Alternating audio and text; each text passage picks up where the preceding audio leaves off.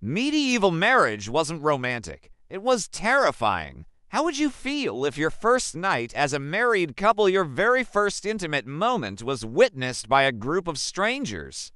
Or worse, what if your parents married you off at the age of 12 just to gain a bigger field or climb the village social ladder?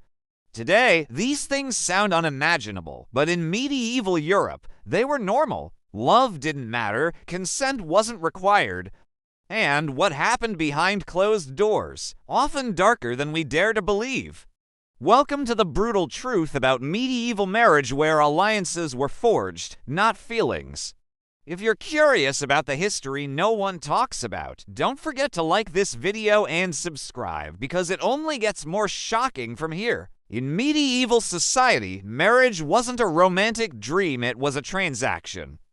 Families arranged unions to protect property, secure allies, and gain power. Children, yes, actual children were promised in marriage as early as age 7. Girls could be wed by 12, boys by 14, with no say in the matter. Their futures sealed over a table by parents or lords, not whispers of love. Even though the church technically required verbal consent, a yes under threat, pressure, or even fear still counted. A daughter's feelings didn't matter, her obedience did. A bride wasn't seen as a person, she was an asset. Her value came from the land she brought, the heirs she could bear, or the alliances she could strengthen. A nobleman might marry a young girl he'd never met just to gain territory. A peasant might trade his daughter's hand for a cow. She passed from her father's control to her husband's, her body, her future, even her name became his. Weddings weren't intimate. They were public displays of ownership, held outside church doors with guests and priests watching. They weren't about vows of love, but about making the union official, visible, and enforceable. The bride stood on the left, the groom on the right, the ring. Not a symbol of affection, but of possession. Some grooms even brought swords.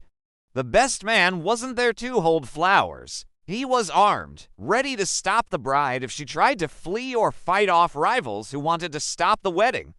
This was more than ceremony, it was control. Then came the wedding night, and it was rarely private. In noble households, after the feast, the couple was escorted to bed by friends, family, sometimes even clergy. The bedding ceremony meant witnesses were nearby, and in some places, like Iceland, multiple men had to verify that the marriage was consummated for it to count. Even worse, blood on the bed sheets was demanded as proof of the bride's virginity. No blood. She could be shamed, rejected, or sent to a convent. Among royals, it could spark political disaster or wars. A woman's body carried the burden of her family's honor and her husband's legacy. And if that wasn't disturbing enough, rumors tell of an even darker tradition, just primae noctis, the right of the first night. In this custom, a feudal lord claimed the right to sleep with a peasant bride before her husband. Some historians argue it was symbolic or enforced through taxes, but others say it happened. What's certain is the fear was real, and brides sometimes paid to avoid it. After the wedding, the real burden began. Women were expected to bear children fast and often. A noble woman who didn't produce a male heir could be cast aside. A peasant wife might give birth while still working the fields. There was no rest, no relief, no protection. The church allowed intimacy only to produce children, no pleasure, no passion, just duty.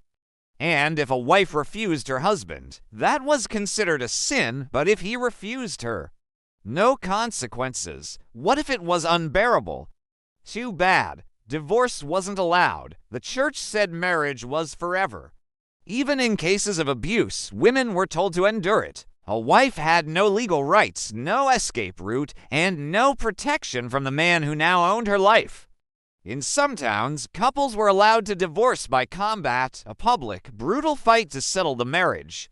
But for most women, pain was permanent, and freedom was a fantasy.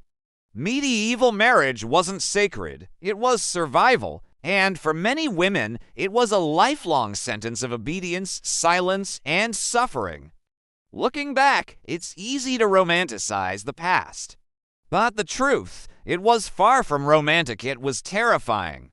And now you know why we're lucky we weren't born then. If you found this story as shocking as we did, hit the like button and subscribe for more dark chapters of history that textbooks left out.